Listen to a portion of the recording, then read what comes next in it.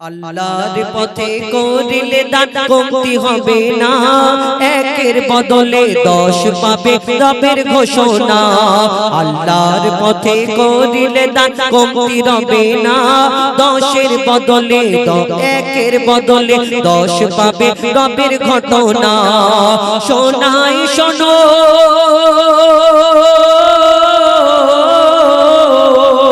শোনাই শোনো হযরত আলীর দানের ঘটনা।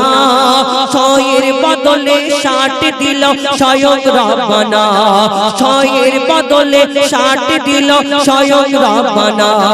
আল্লাহর পথে করিলে দান কমতি রবে না, একের বদলে 10 পাবে রবের ঘোষণা। আলী মা ফাতেমা তানারা কত অ্যাডজাস্ট করতেন। ঘরে যখন অসুবিধা হলো, এত অসুবিধা হলো, খাওয়া দাওয়ার যখন সমস্যা হলো, মা ফাতেমা নিজের চাদর বার করে দিল, স্বামী গো এই চাদরটা তুমি বাজারে গিয়ে বিক্রি করে দাও। হযরতে আলী এত উদার মনে ছিলেন, তানার কাছে কেউ সওয়ালি যদি আসতো, এ আলী আমি বড় অসুবিধা আছি, তানার কাছে যা থাকতো তিনি দিয়ে দিতেন, যা থাকতো পকেটে। আমরা চিন্তা করি 10 টাকা আছে, কেউ যদি এসে বলে বাবা আমার খাওয়া হয় না, সে চিন্তা করে আমার কাছে 10 টাকা আছে, আমি দুটো গুটকা খাবো, ওকে দিয়ে কি করবে বলেন? আমি এই খাবো, এই 10 টাকা আছে, ওকে দিলে আমার কি করে খাওয়া হবে? তাহলে এইটা কোনোদিন ভাববেন না। আল্লাহ হলো দয়ার সাগর, আল্লাহর কাছে কোনোদিন কমি নেই। আপনার এই যে দানেতে যদি আল্লাহ একবার খুশি হয়ে যায়, আপনাকে মালামাল করে দেবে, কোনোদিন কমি হবে না। যেই দিকে দেখবেন শুধু আপনার সব বরকত বরকত হবে। কবি ছন্দের মাধ্যমে এই দান মা ফাতেমার চাদর যখন তুলে দিল, তখন সেই হযরতে আলী বাজারে নিয়ে গেল। তারপর কি ঘটনা হয়, দান করলে কি হয়, কবি ছন্দের মাধ্যমে লিখছে দেখুন।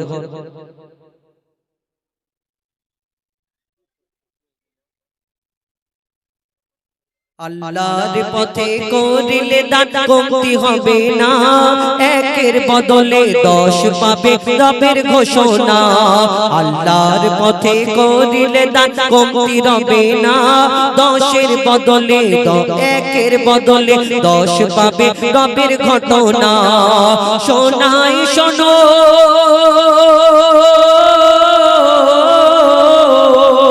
শোনাই শোনো হযরত আলীর দানের ঘটনা।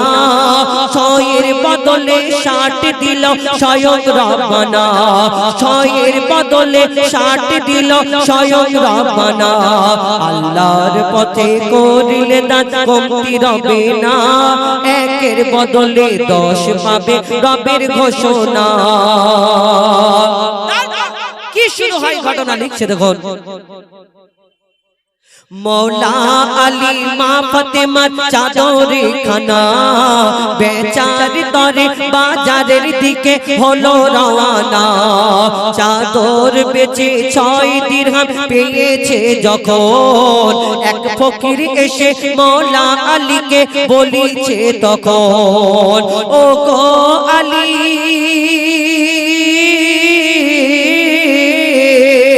ও গো আলী আমায় খালি ফিরিয়ে দিও না, খোদার যাতনা আমি যে আর সইতে পারি না, খোদার যাতনা আমি যে আর সইতে পারি না।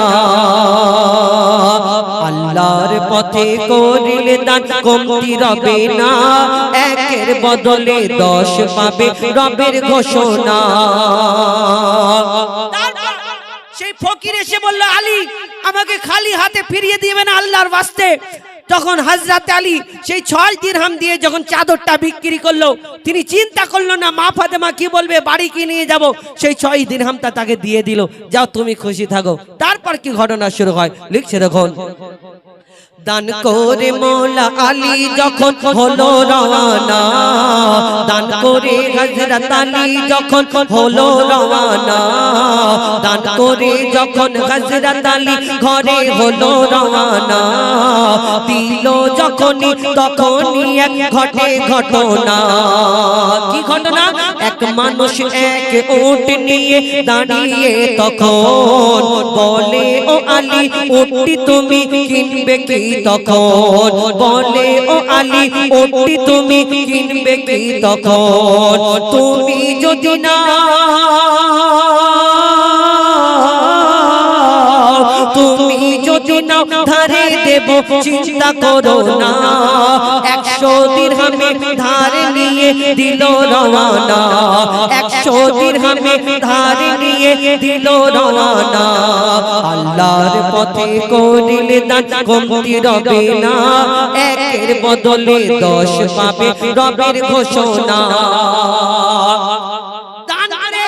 একটু দূরে হযরত আলী আসার পরে একজন উট একটা সুন্দর উট নিয়ে দাঁড়িয়ে আছে আলী তুমি আমার উটটা কিনবে হযরত আলী বলছে আমি ওই উট কিনবো আমি টাকা পয়সা কোথায় পাবো তখন হযরত আলীকে বলছে আমি 100 দিরহামে এই উটটাকে বেচবো তুমি যদি রাজি থাকো আমি তোমাকে ধারে দিয়েও দেবো তুমি যখন ইচ্ছা আমাকে মিটিয়ে দেবে হযরত আলী দেখছেন যে এই উটটা যখন আমাকে দিচ্ছে হযরত আলী সেই উটটা নিয়ে আস্তে আস্তে আবার বাড়ির দিকে রওনা দিচ্ছে তিনি চিন্তা করছেন আমি তো চাদরটা যখন বেচলাম 6 দিরহাম পেলাম আবার ওই দান এই যে সওয়ালিকে আমি দান করে দিলাম আমার হাতে তো কিছু নেই উট নিয়ে আস্তে আস্তে আস্তে আস্তে ঘরের দিকে যেতে যেতে আবার একটা লোকের সঙ্গে দেখা হয় কি ঘটনা হয় তারপর কবি ছন্দের মাধ্যমে লিখছে দেখুন কিছু দূর যেতে আরেক মানুষ বলে শোনো না ও আলী তোমার উটটি তুমি আমাকে দাও না ও আলী তুমি তোমার এই উট আমাকে দাও না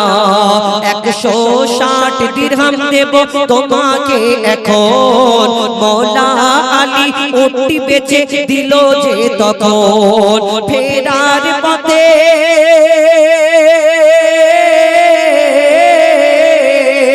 ফেরার পথে 60 দিরহাম নিয়ে ঘরের দিকে হলো রওনা ফেরার পথে ঘরের দিকে ফেরার পথে প্রথম লোকের মিটিয়ে পাওনা 60 দিরহাম নিয়ে ঘরে হলো রওনা আল্লাহর পথে করিলে দান কমতি রবে না একের বদলে 10 পাবে রবের ঘোষণা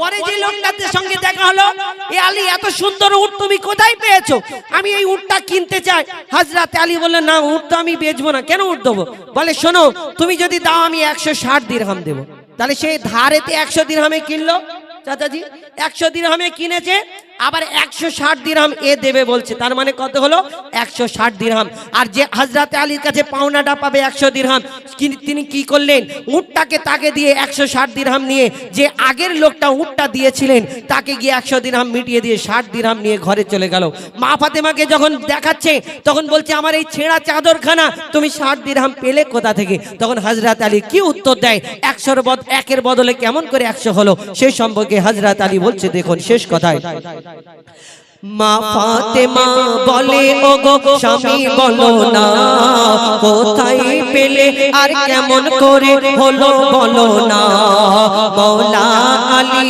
বলে তখন তবে শোনো না আমার সাথে ঘটে যাওয়া কিছু ঘটনা নবীজির কাছে যখন এই নবীজির কাছে যখন সবই করি বর্ণনা নবীজি বলে তারা দুজন মানুষ ছিল না এ ফাতেমা আমি নবীজিকে বললাম এরকম ঘটনা ঘটেছে আমার নবী বলল তারা দুজন মানুষ ছিল না কারা ছিল নবী বলে তারা দুজন মানুষ ছিল না জিবরিল আমিন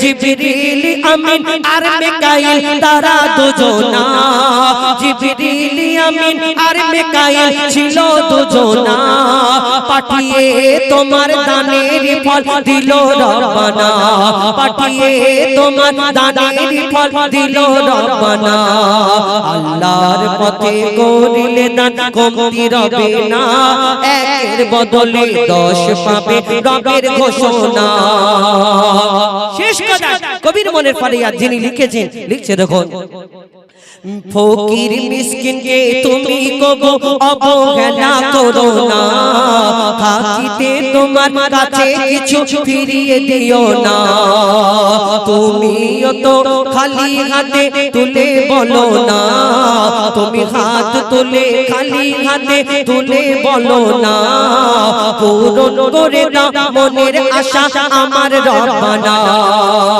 তাই নিজেকে বড়